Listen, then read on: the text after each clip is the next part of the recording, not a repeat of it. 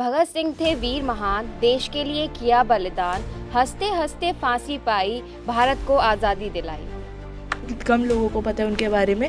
जब वो पैदा हुए थे उनके खुद के पिताजी जेल में थे, उनके बहुत सारे अंकल जेल में थे। अब एक बच्चा जब पैदा हुआ है वो अपने पिताजी से नहीं मिल पा रहा है, क्योंकि वो जेल में इसलिए थे क्योंकि उन्हें फ्रीडम के लिए स्ट्रगल किया था। ऐसे इंसिडेंट, ऐसे माहौल में वो पैदा हुए, गुस्सा तो उनकी रगों में भर रखा था कि मरकर भी ना निकलेगी मेरे दिल से वतन की उल्फत, और मेरे मिट्टी से खुशबुए वतन आएगी। टाइम पहले ही बहुत ही बुरा एक रेलवे स्टेशन वाला केस हुआ दिल्ली में। सरकार ने ज़्यादा कुछ किया नहीं तब सब, पर उसको दबाने की पूरी कोशिश गई। महाकुंभ का अच्छा चेहरा सबके सामने लाया गया। जो बुरा है वो काफ़ी लोगों को पता ही नहीं है कि वहाँ क्या क्या और भी हो रहा था। ऐसा ही होता है कि जब कोई बुरी चीज़ होती है उसके बाद कदम उठाए जाते हैं। हम ऐसा क्यों नहीं अपने गवर्नमेंट को इस टाइम पे रिस्ट्रिक्ट क्यों नहीं करते, अकाउंटेबल क्यों नहीं बनाते, उनसे सवाल क्यों नहीं करते।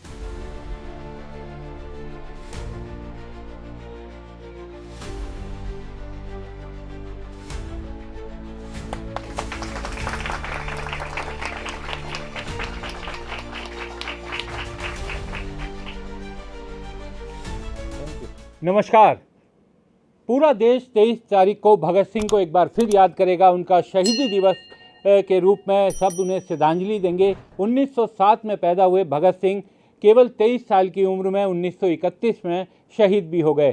तो आज हमने सोचा कि भगत सिंह की शहादत को उन्हीं की उम्र के बच्चों के बीच में जाकर श्रद्धांजलि अपनी तरफ से भी दी जाए, और जिस संस्थान में हम पहुँचे हैं भारतीय विद्यापीठ, उनकी तरफ से भी दी जाए। तो आज कॉलेज के बच्चे, ठीक उसी उम्र के बच्चे जिस उम्र में भगत सिंह देश के लिए शहीद हो गए थे, उन्हीं बच्चों से हम लोग बात करने के लिए यहाँ भारतीय विद्यापीठ पहुँचे हैं। और ख़ास बात यह है कि ये सभी बच्चे जो हैं पत्रकारिता के स्टूडेंट्स हैं। आने वाले दौर में हमारे और आपके साथ पत्रकारिता की दुनिया में बच्चे दिखाई देंगे। आज केवल हम यहाँ आने का उद्देश्य केवल इतना था कि ये जानें कि भगत सिंह जो केवल 23 साल की उम्र में 1931 में शहीद हो गए थे, देश के लिए अपनी जान दे दी थी, उनके बारे में आज की पीढ़ी क्या जानती है, कैसे उन्हें के बारे में सोचती है। क्या भगत सिंह आज भी उसी तरीके से इन बच्चों के रोल मॉडल हैं जैसे वो हमेशा रहे हैं। तो इन्हीं बच्चों से बात करते हैं। आप में से कौन सबसे पहले मुझे भगत सिंह के बारे में कुछ बताना चाहेगा हमारे दर्शकों को? जी सर, भगत सिंह हमारे एक बहुत रेवोल्यूशनरी लीडर हैं। उन्होंने हमारे देश में एक जो रेवोल्यूशन की हवा जो फैलाई है, उससे हर एक बच्चे को वैल्यू पता है आज हमारे फ्रीडम की कितनी ज़्यादा है। हम अपना खुद अधिकार के लिए लड़ते हैं, हम अपने अधिकारों को जानते हैं, और इसमें बहुत बड़ा हाथ रहा है हमारे फ्रीडम फाइटर्स जैसे भगत सिंह का। देखिए, आपने बिल्कुल बात ठीक कही। भगत सिंह, क्योंकि जिस समय देश में दो तरह की आज़ादी के आंदोलन में अगर हम बात करें तो दो रास्तों से कोशिश की जा रही थी। एक था बापू का रास्ता जो अहिंसा का रास्ता था, और दूसरा भगत सिंह और उनके साथियों का रास्ता। दोनों के रास्ते भले ही अलग थे, लेकिन दोनों की मंजिल एक थी। दोनों एक ही मंजिल तक जाना चाहते थे कि देश को किसी तरह से आज़ादी दिलवाई जाए। एक और बात अक्सर कहा जाता है कि गांधी जी और भगत सिंह के बीच में बहुत डिफरेंसेस थे, और गांधी और भगत सिंह एक दूसरे को पसंद नहीं करते थे। आप लोगों को कुछ मालूम है इस बारे में, गांधी और भगत सिंह के किस तरह से रिश्ते थे और कैसा गांधी के बारे में सोचा करते थे? जी, बिल्कुल सही कहा आपने। गांधी जी और भगत सिंह के बीच में जो एक कॉन्फ्लिक्ट था वो ये था, गांधी जी जो है अहिंसकवादी आंदोलनों से जुड़े हुए थे, और जो हमारे भगत सिंह थे, शहीद भगत सिंह थे, वो हिंसकवादी आंदोलनों से जुड़े हुए थे। लेकिन ये हिंसा वो हिंसा नहीं थी जिस हिंसा को आज हम इस परिप्रेक्ष्य में देखते हैं। अगर हिंसा ही करनी होती तो शहीद भगत सिंह ने असेंबली में जो बम फेंका था वो खुले मैदान में नहीं फेंकते। वो कुछ ब्रिटिशर्स, जो पार्लियामेंट ब्रिटिशर्स थे, उनकी जान ले सकते थे, लेकिन उनका मकसद सिर्फ ये था कि हम वो आंदोलन कर रहे हैं, ये आंदोलन जो जुड़े हुए हैं ये देश की जनता को जगाने के लिए हैं। मैं आपका ध्यान इस ओर भी दिलाना चाहूँगा कि महज 23 साल की उम्र के अंदर जो है भगत सिंह को जो है शहीद भगत सिंह का दर्जा दिया गया। इस फांसी को रोका जा सकता था। अगर महात्मा गांधी चाहते तो इस फांसी को जो है वायसराय से बात करके जो है रोकी जा सकती थी, लेकिन जो है भगत सिंह की फांसी को नहीं रोका गया। इसके साथ साथ जो है ये फांसी जब हुई तो अंग्रेज़ों ने क्रूरता की सारी हदें पार कर दी। 31 मार्च को शाम के 7:33 पर जब ये फांसी हुई, उसके बाद तुरंत रात को ही जो है उनके शव को जो है बाहर निकाला गया, उनके शव के टुकड़े टुकड़े किए गए और उन टुकड़ों को नदी में बहाने से पहले उसको उनके ऊपर मिट्टी का तेल डालकर उन शवों को जो है उन टुकड़ों को जलाया गया। जब ये बात वहाँ के लोकल किसानों को पता लगी तो कुछ टुकड़े वहाँ से निकाले गए और बाद में उनका सही तरीके से दाह संस्कार जो है किया गया। तो इसके विरोध में जो है खुद सरदार वल्लभ भाई पटेल भी थे और इवन जब लाहौर अधिवेशन चल रहा था, जब किसानों ने जो है गांधी जी जब वहाँ पहुँचे तो वहाँ पे काले झंडे दिखाकर उनका जो है वहाँ पे स्वागत हुआ और सरदार पटेल ने खुद इसका विरोध किया कि हम एक समझौता कर सकते थे शहीद भगत सिंह की फांसी और उनके साथी को बचाने को लेकर।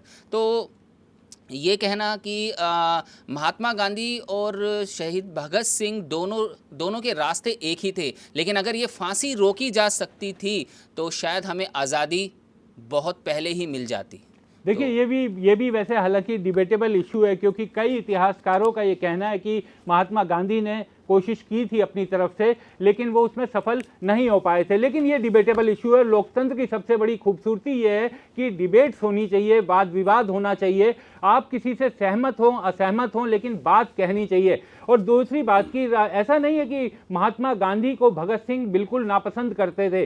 भगत सिंह महात्मा गांधी को देखकर दुनिया में, देश में उस समय बहुत नौजवान आज़ादी की लड़ाई में सामने आए और भगत सिंह भी एक तरह से उनके साथ जुड़े हुए थे। लेकिन जब चोरा चोरी के मामले में बापू ने अपना आंदोलन वापस लिया था चोरा चोरी कांड के बाद, उसके बाद भगत सिंह को लगा कि इस रास्ते से हमें आज़ादी जल्दी नहीं मिल पाएगी बापू के रास्ते से। और उसके बाद जो हुआ वो पूरे देश ने देखा। 1947 में देश आज़ाद हुआ। भगत सिंह का कहाँ पर भगत सिंह पैदा हुए थे, कैसे वो पढ़े थे, लाहौर में वो पढ़ रहे थे, उसके बारे में कोई बताना चाहेगा? क्योंकि आज तो पाकिस्तान से जिस तरीके के हमारे रिश्ते हैं, बहुत ख़राब रिश्ते हैं, लेकिन उस समय मुल्क क्योंकि एक था, हिंदुस्तान पाकिस्तान का बंटवारा नहीं हुआ था। तो आप लोग भगत सिंह के बचपन के बारे में कोई बताना चाहेगा? भगत सिंह उस वक्त के पाकिस्तान में पैदा हुए। तब पाकिस्तान नहीं था, हिंदुस्तान का ही एक हिस्सा जो हमसे अलग हो गया।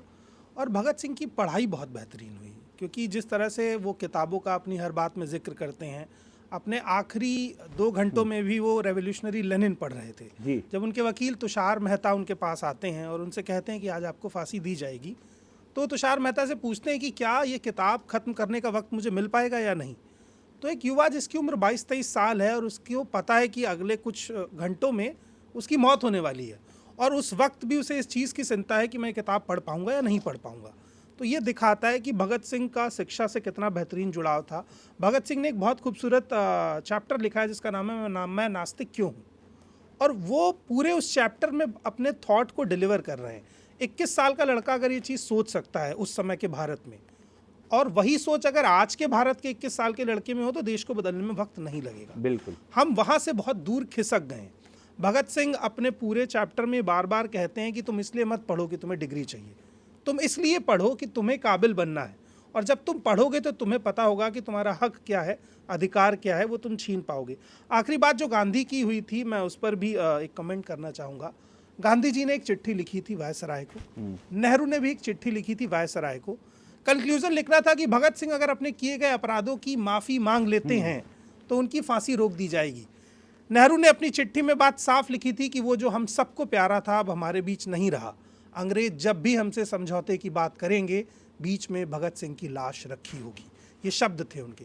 लेकिन भगत सिंह के पिता जब उनसे मिलने गए, उन्होंने कहा कि तुम माफ़ी मांग लो। तो भगत सिंह ने अपने पिता से कहा कि ये आपकी और मेरी आखिरी मुलाकात है। मैं नहीं चाहता हूँ कि मैं उस सरकार के सामने झुकूँ। आज़ादी की क्रांति मेरी लाश से पैदा होगी, मेरी मौत से पैदा होगी, और मैं इसे स्वीकार कर रहा हूँ। अपने आखिरी वक्त में भगत सिंह ने फांसी के फंदे को चूमते हुए कहा था, इंकलाब जिंदाबाद और साम्राज्यवाद मुर्दाबाद। उनकी लड़ाई कैपिटलिज्म के खिलाफ थी, उनकी लड़ाई गांधी या नेहरू से नहीं थी। उनका वो अपने स्टेटमेंट में ये कह के गए हैं कि मेरे जाने के बाद युवकों से कहना कि वो सुभाष और नेहरू को फॉलो करें। सुभाष चंद्र बोस एक भावुक बंगाली हैं जो देश के बारे में सोचते हैं, और नेहरू एक विजनरी आदमी हैं जो 30 साल के बाद के भारत की कल्पना आज कर पाए। भगत सिंह के बारे में अगर कोई बच्चा मुझे कुछ सुनाना चाहे, या कोई किस्सा, कोई कहानी, कोई कविता, कुछ बताना चाहें? जी नमस्कार, मेरा नाम शैलजा सिंह है। मैं भगत सिंह जी के लिए एक कविता सुनाना चाहती हूँ। भगत सिंह थे वीर महान, देश के लिए किया बलिदान, हंसते हंसते फांसी पाई, भारत को आज़ादी दिलाई। बहुत बढ़िया, बहुत बढ़िया। तो कोई और बच्चा जो भगत सिंह के बारे में कुछ बोलना चाहते हो, भगत सिंह के बारे में कुछ अपना विचार बताना चाहते हो? जी।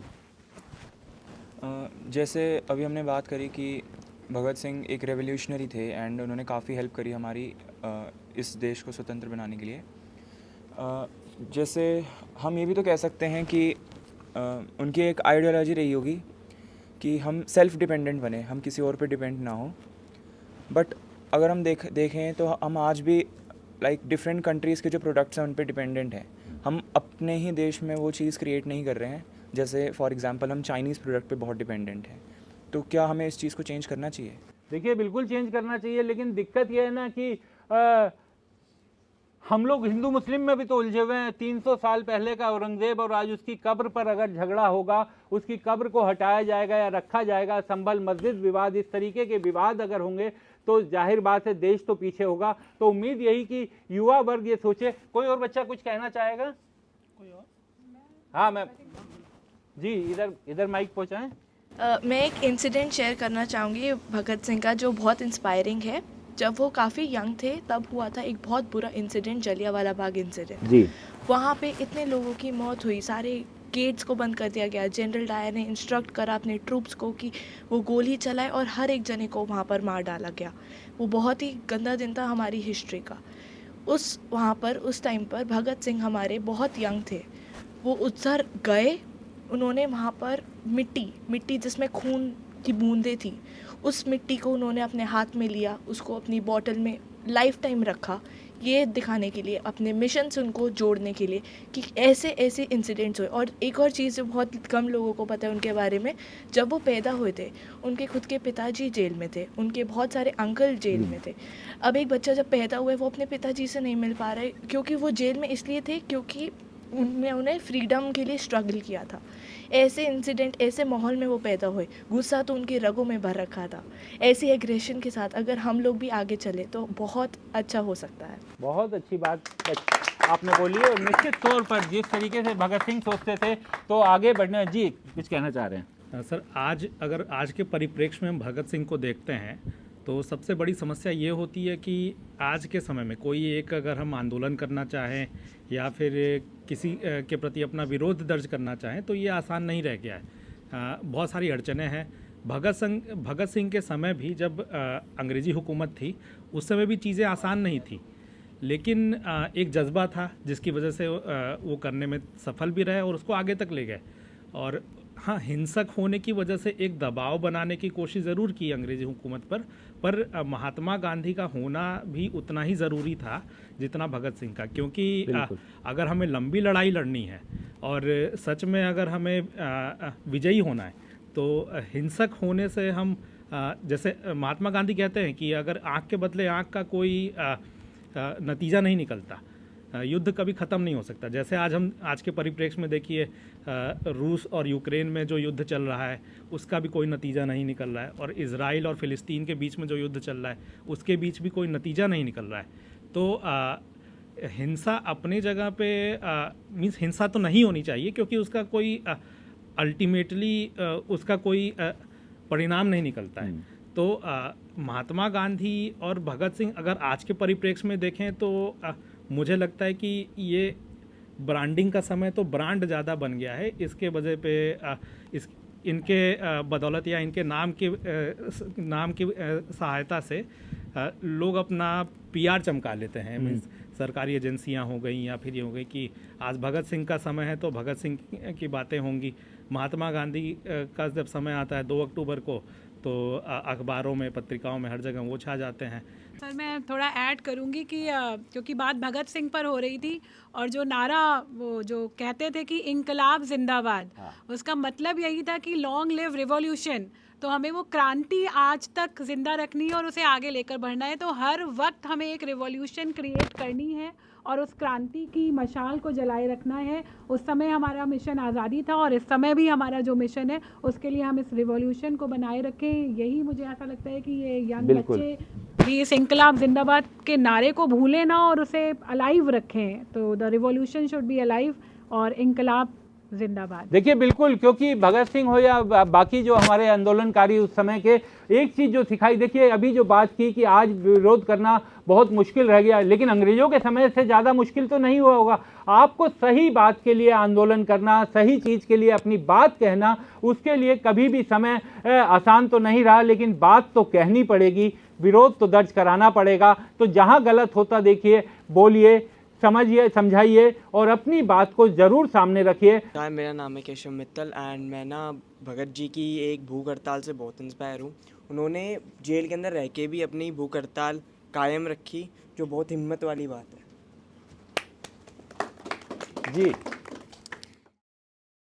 दो पंक्ति थी जो भगत सिंह जी ने बोली थी कि मरकर भी ना निकलेगी मेरे दिल से वतन की उल्फत, और मेरे मिट्टी से खुशबुए वतन आएगी। तो ये पंक्ति बहुत गहरा मतलब देती हैं, और अगर भारत के युवा की हर सबकी ऐसी सोच हो तो हम एक भारत को नई दिशा दे सकते हैं। बहुत बढ़िया, थैंक यू, वेरी गुड।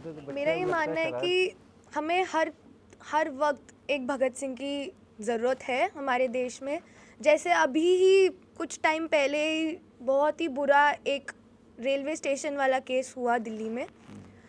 सरकार ने ज़्यादा कुछ किया नहीं तब, सब पर उसको दबाने की पूरी कोशिश गई। महाकुंभ का अच्छा चेहरा सबके सामने लाया गया, जो बुरा है वो काफ़ी लोगों को पता ही नहीं है कि वहाँ क्या क्या और भी हो रहा था। अगर वो पता होता, कुछ लोग जिनके साथ हुआ है ऐसा कुछ, तो वो अपने आसपास वालों को बोलते हैं यार मत जाओ वहाँ पर, मत करो। लेकिन अगर कोई एक उनमें से भगत सिंह होता तो वो क्या करता? मेरा सवाल ये है, वो सरकार से सवाल नहीं करता? बिल्कुल बिल्कुल करता ना। अगर मेरा इस सवाल पे मेरा यही एक टेक रहेगा कि अगर यहाँ पे भगत सिंह जैसा कोई इंसान होता तो वो सरकार को ही टारगेट करता, सरकार से ही पूछता, सरकार के प्रति ही अपने एक्शंस रखता कि जो लोग मरे हैं उनका वो मरे क्यों और उनको कैसे बचाया जा सकता था और उनको बचाया क्यों नहीं गया। तो मेरा यही मानना है। हमारी लाइफ में हम देखते हैं ऐसा ही होता है कि जब कोई बुरी चीज़ होती है उसके बाद कदम उठाए जाते हैं। हम ऐसा क्यों नहीं अपने गवर्नमेंट को इस टाइम पे रिस्ट्रिक्ट क्यों नहीं करते, अकाउंटेबल क्यों नहीं बनाते, उनसे सवाल क्यों नहीं करते कि वो एक्शन होने के बाद उसका रिएक्ट ना करे बल्कि प्रोएक्टिव बने और पहले से ही ऐसे मेजर्स लेकर चले जिससे लोगों की safety, security, education, health, basic needs अच्छे से फुलफिल हो। And not just in some cities but पूरे देश में। पूरे देश ग्रो करेगा तभी हमारा देश आगे बढ़ेगा। अगर कुछ कुछ सिटीज़ को ग्रो करके उसको ही सिर्फ मीडिया दिखाएगी, सिर्फ अच्छी अच्छी चीज़ें दिखाएंगी एक जगह पे काम करके, तो उससे काम नहीं बनने वाला। हिंसा को हम पूरी तरीके से नकार नहीं सकते हैं। इसलिए नहीं नकार सकते क्योंकि जब आपके साथ कोई आप बीती होती है तब वो जहन के अंदर बैठ जाती है और उसके लिए आप रास्ते तलाशते हैं। डिपेंड करता है कि वो रास्ते अहिंसा के होंगे या हिंसा के होंगे। लेकिन मैं ये कहना चाहूँगा कि भगत सिंह के रास्ते भले ही हिंसा के थे, लेकिन हिंसक प्रवृत्ति और लोगों को मारना या अंग्रेज़ों के खिलाफ बिगुल बजाना या अंग्रेज़ों को नुकसान पहुँचाना उनका लक्ष्य नहीं था। उनका लक्ष्य जो था वो देश की आज़ादी ही था। उनका लक्ष्य अंग्रेज़ों का नामो निशान ख़त्म करना नहीं था। अगर ऐसा था तो वो ये काम बहुत पहले ही सुभाष चंद्र बोस के साथ जो है उनके ग्रुप में रहकर कर सकते थे। इसके अलावा मैं कहना चाहूँगा बाबरी इमाम के बारे में शायद किसी ने अभी तक नहीं सुना है, जहाँ पर 52 शहीद भगत सिंह वगैरह इन सबकी किताबों के अंदर चर्चा है, लेकिन 52 क्रांतिकारियों को एक साथ अंग्रेज़ों ने फांसी पर लटकाया था। इसके बारे में शायद कोई नहीं जानता है। खून की नदियाँ तो असली अंग्रेज़ों ने बहाई थी और वो भी जो है तकरीबन 200 साल तक जो है उन्होंने खून की नदियाँ बहाई। इसके लिए जो है क्रांति का आना बड़ा ज़रूरी था। हमारे देश के अंदर दोनों तरीके के वर्ग थे, नौजवान वर्ग भी था और बुज़ुर्ग वर्ग भी था। तो उस नौजवान वर्ग को जो है किस तरीके से हम जो है इस क्रांति के अंदर शामिल करते। हर किसी का खून जो है इसी तरीके से खोलता है जब उसका अपना खुद का सगा जो है देश या दुनिया से जो है जाता है। तो इसमें मैं कुछ गलत नहीं समझता कि अगर भगत सिंह ने हिंसक रास्ता अपनाया जो गांधी जी के अहिंसक रास्ते के अगेंस्ट था, लेकिन वो पूरी तरीके से सफल नहीं हो पाया। और अगर वो एक हद तक सफल होता तो मेरा ये पर्सनल ओपिनियन है कि शायद देश की आज़ादी जो है हमें काफ़ी समय पहले मिल जाती। 1942 में जो है जब सुभाष चंद्र बोस ने जो है बंगाल की तरफ से अटैक किया था, तकरीबन 42 से 43 हज़ार अंग्रेज़ों को जो है उन्होंने मारा था। तभी से अंग्रेज़ों ने सोच लिया था कि अब हम इस देश में ज़्यादा दिन नहीं रुक पाएंगे। तो ये चीज़ कहना कि जो है अहिंसा के रास्ते ही जो है हम आज़ादी को पा सकते थे, ये पार्शली ट्रू है, और हिंसा के रास्ते ही हम आज़ादी को पा सकते थे, ये भी पार्शली ट्रू है। मैं यही मानता हूँ कि उस समय दोनों तरीके के रास्ते जो है देश ने अपनाए। ये अब चर्चा और डिबेट का ही टॉपिक है, और कि आज़ादी हमें बाद में मिलती या पहले मिलती, लेकिन जो हुआ वो सुखद हुआ, अंत भला तो सब भला। बहुत बढ़िया जी। भगत सिंह के बारे में बहुत ही खूबसूरत ये बात है कि भगत सिंह खूब पढ़ते थे, और जिस समय उनकी फांसी के लिए उनको बुलाया गया, लेने के लिए उनके वकील पहुंचे, तो उस समय भी वो किताब पढ़ रहे थे। और सोचिए, जरा कल्पना कीजिए कि जिस व्यक्ति को अगले कुछ मिनटों में फांसी होने वाली है, वो चाहते हैं कि अपनी पुस्तक को वो पूरा कर सकें। तो बच्चों, आप भी उसी उम्र के बच्चे हो। मैं एक चीज़ ये जानना चाह रहा हूँ, क्योंकि आजकल जो एक बड़ी समस्या, बहुत दिक्कत भी ये हो गई है, शायद जिस तरीके से मीडिया, सोशल मीडिया, मोबाइल, ये तमाम चीज़ें, तकनीकें आई, शायद किताबों के साथ हमारा प्रेम उतना नहीं रह गया है। क्या भगत सिंह जिस तरीके से किताबें पढ़ते थे, ईमानदारी से बताइए कि आप में से कौन बच्चे अपने कोर्स के अलावा कुछ भी पढ़ते हैं, चाहे वो कुछ भी साहित्य हो, जो आपको पसंद है, क्या आप इसके अलावा पढ़ते हैं? जी, और ये भी बताइएगा कि आखिरी किताब कौन सी पढ़ी है आपने? सर, मैं चित्रा बैनर्जी एक ऑथर हैं, इंडियन ऑथर है वो, उनकी नॉवेल्स मैंने बहुत पढ़ी हैं, मतलब 2-3 नॉवेल्स मैंने पढ़ी हैं। उनमें से मेरी सबसे मनपसंद वाली है द पैलेस ऑफ इल्यूजन्स, जिसमें द्रौपदी की कहानी बताई है, लेकिन एक फ़ीमेल पर्सपेक्टिव से बताई है कि उनके साथ जो भी हुआ उसके लिए उन्होंने कैसे लड़ाई करी। तो वो किताब बहुत अच्छी है, और मैं बाकी हमारी जो फीमेल्स बैठी हैं उनको भी सजेस्ट करूँगी, not only females but also males, उनको भी सजेस्ट करूँगी कि वो पढ़ें एक बार, क्योंकि हमने एक ऑर्थोडॉक्स थिंकिंग से ही वो एक महाभारत की कहानी सुनी है कि वो 2 कुल के बीच की लड़ाई थी, लेकिन जो उसमें सबसे ज़्यादा पिसी वो सिर्फ एक औरत थी, द्रौपदी, जिसके साथ उसमें सबसे ज़्यादा गलत हुआ। तो मैं चाहती हूँ कि यहाँ पे सब लोग वो किताब भी पढ़ें और सोचें इस बारे में कि क्या जो उस बुक में एक पर्सपेक्टिव बताया गया है, और जो हमें आज भी दिखाया जा रहा है शोज़ में, काफ़ी शोज़ ऐसे आते हैं जिसमें द्रौपदी के बारे में पता नहीं क्या क्या दिखा देते हैं कि वो सिर्फ एक घरेलू बीवी बन के थी या क्या थी, लेकिन वो उससे भी कुछ ज़्यादा थी। तो मैं चाहती हूँ कि वो लोग, सब लोग ये सब एक पढ़ें कुछ। बहुत अच्छी बात। और देखिए, जो जिस तरीके से कहा कि अपनी किताब भी बताई जो पढ़ रही हैं, आप चाहे फिक्शन पढ़िए, साहित्य पढ़िए, कुछ भी पढ़िए, लेकिन पढ़ना बेहद ज़रूरी है। किताबें, पुस्तकें वो आपको समृद्ध करती हैं, आपका जो दिमाग होता है इसकी खिड़कियां खोलती है और आपको सोचने समझने। और आजकल तो एक तरह से अगर मैं कहूँ कि जो मेन स्ट्रीम मीडिया के जरिए, जो मैं अक्सर कहता हूँ कि एक अफीम हम दर्शकों तक पहुंचाने का अपराध भी करते हैं, उस अपराध से बचने में आपको अपनी सोच समझ को समृद्ध करने में, विकसित करने में भी मदद मिलती है। एक चीज़ मैं जानना चाहूँगा, क्योंकि गांधी और भगत सिंह की हम लोग कई बार चर्चा करते हैं और आजकल के परिदृश्य में ये समझाने की कोशिश की जाती है कि ये बहस भी होती है कि गांधी का रास्ता ठीक था या भगत सिंह का रास्ता ठीक था। देखिए, दोनों में कोई प्रतिस्पर्धा थी ही नहीं, दोनों में कुछ ऐसा नहीं था कि ये रास्ता गलत है या ये रास्ता सही है। दोनों का एम एक था कि देश को आज़ादी मिले। अब गांधी और उनको मानने वालों को लगता था कि अहिंसा के जरिए हमें ये आज़ादी मिलेगी, और भगत सिंह और उनके जैसे बहुत सारे रिवोल्यूशनरी नेता जो थे, उनको ये लगता था कि ये देश को आज़ादी कुर्बानी देकर मिलेगी और हम छीन कर आज़ादी लेंगे। लेकिन दोनों में किसी तरह का मतभेद नहीं था, जैसा आजकल फैलाने की कोशिश की जाती है और ये दिखाने की कोशिश की जाती है। यहाँ तक कि मैं ये कहूँ कि डिमीन करने की भी कोशिश की जाती है कि गांधी के देश में अब, हालांकि पहले ऐसा नहीं होता था, लेकिन अब गोडसे को पूजने वाले लोग भी दिखाई दे जाते हैं। तो कितने लोग ये मानते हैं कि गांधी और भगत सिंह, इन दोनों में आजकल जो तुलना की जाती है और गांधी को छोटा दिखाने की कोशिश की जाती है, उसे गलत कितना लोग मानते हैं? ये बिल्कुल गलत है। भगत सिंह उसी चैप्टर का जिसका मैंने पहले जिक्र किया था कि मैं नास्तिक क्यों, उसके 7वें पेज पे लिखते हैं कि किसी दौर में मैंने हिंसा का रास्ता चुना, मगर किसी बड़े आंदोलन को पूरा करने के लिए या किसी राष्ट्र को आगे ले जाने के लिए हिंसा रास्ता नहीं है। अंततः आपको अहिंसा के रास्ते को स्वीकार करना होगा, ये उन्होंने खुद लिखा है। मगर वो ये बात मानते थे कि केवल अहिंसा उस वक्त आवश्यक नहीं थी, वो जिस वक्त युवा थे 19, 20, 21 साल की उम्र में, आप बहुत सारे फैसले उत्तेजना में लेते हैं और उस उत्तेजना के बहुत सारे फल भी मिले।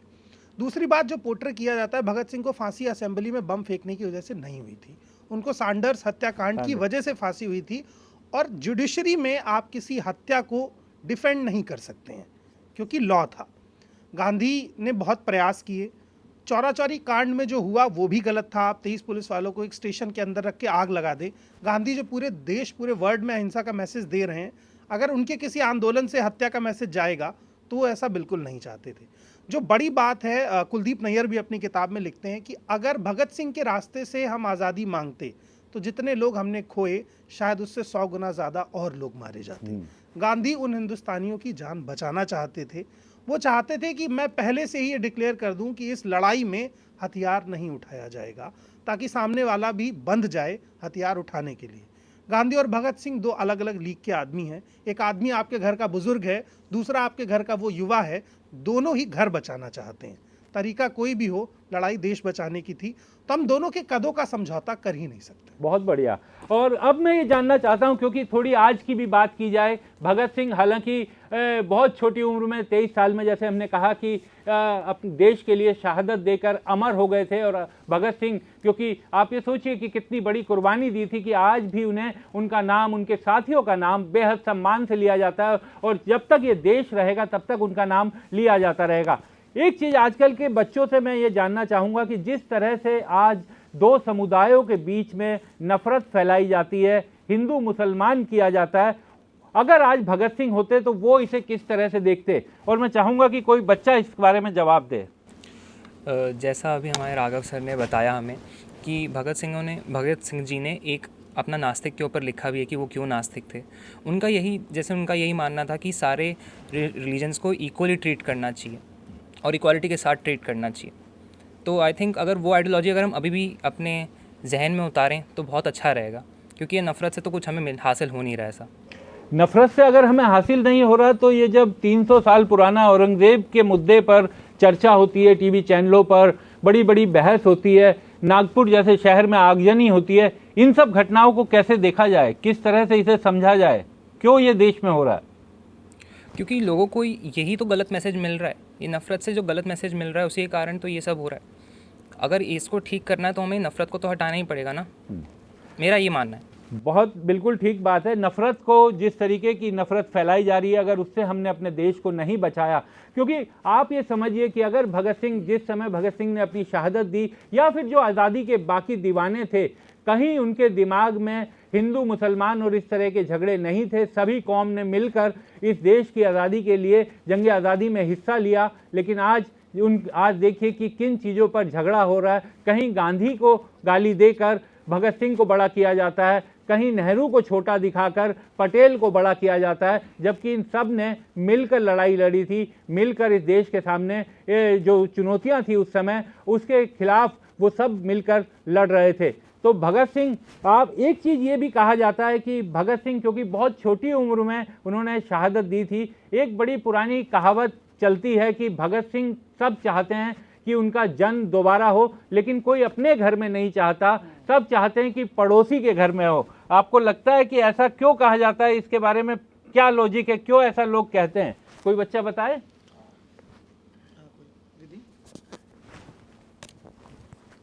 और ये भी बताए कि क्यों ये गलत सोच है। जी, ये वही सोच हो गई कि सब लोग चाहते हैं कि अच्छा हो, लेकिन वो अच्छे की शुरुआत हम अपने से ना करें, स्टार्ट कोई करने में डरते हैं। मुझे ये लगता है कि जो एक स्टार्ट होता है वो करना, तो सोचते तो बहुत लोग हैं कि हाँ रेवोल्यूशनरी की लड़ाई ले लो, आज़ादी की लड़ाई बहुत टाइम से चली आ रही थी, लेकिन स्टार्ट जिसने की उसको प्रेस करते हैं सब। कभी किसी ने ये सोचा ही नहीं कि काश हम स्टार्ट कर लें।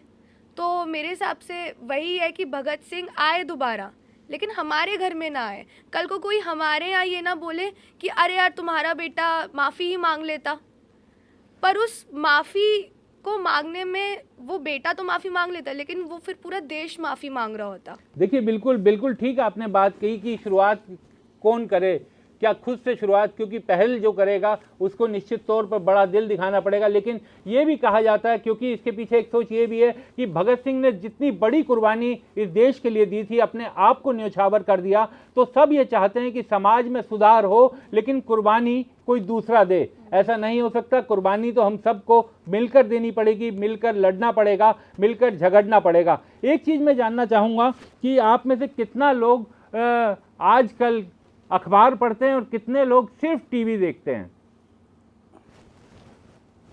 अखबार वाले हाथ उठाएं। और टीवी कितने लोग देखते हैं? टीवी ज़्यादातर लोग टीवी ही देखते हैं। इसीलिए मैं कहता हूं कि टीवी जो है वो आपका थॉट प्रोसेस, ये नहीं कहूँगा कि उसे पूरी तरीके से बिगाड़ता है, लेकिन आजकल जो टीवी मीडियम है वो एक खास डायरेक्शन में चलता है, क्योंकि खबर का मतलब यही होता है कि उसके सभी पक्षों को दिखाना। शायद टीवी की दुनिया में वो कम हो गया है। आज शायद भगत सिंह होते तो भगत सिंह भी जिस तरीके से तत्कालीन सरकार के खिलाफ एक लड़ाई लड़ रहे थे, शायद उनको भी उतनी जगह नहीं मिल पाती, क्योंकि अगर हम टीवी को देखें, मेन स्ट्रीम मीडिया को देखें, तो उसमें विरोध को या विपक्ष की आवाज़ को जगह नहीं मिल पाती। तो आज की इस बातचीत को, इस चर्चा को यहीं विराम देते हैं और कोशिश ये की जानने की बच्चों के बीच आकर कि भगत सिंह के बारे में वो क्या सोचते हैं। ये अच्छी बात है कि भगत सिंह को लोग पढ़ रहे हैं, अभी भी पढ़ते हैं उनके बारे में और तमाम जानकारियां भी हैं, लेकिन फिर भी मैं कहूँगा कि आने वाली पीढ़ियों को अपनी सोच को थोड़ा और बढ़ाने के लिए खूब पढ़ना चाहिए। अपने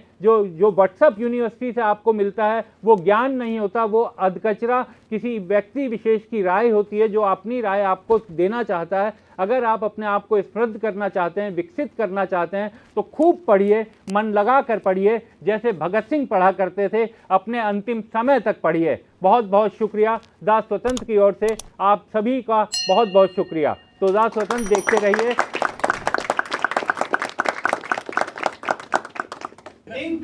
जिंदाबाद, जिंदाबाद। हमारे चैनल को कृपया लाइक करें, सब्सक्राइब करें और अपने साथियों से भी जरूर करवाएं। शुक्रिया।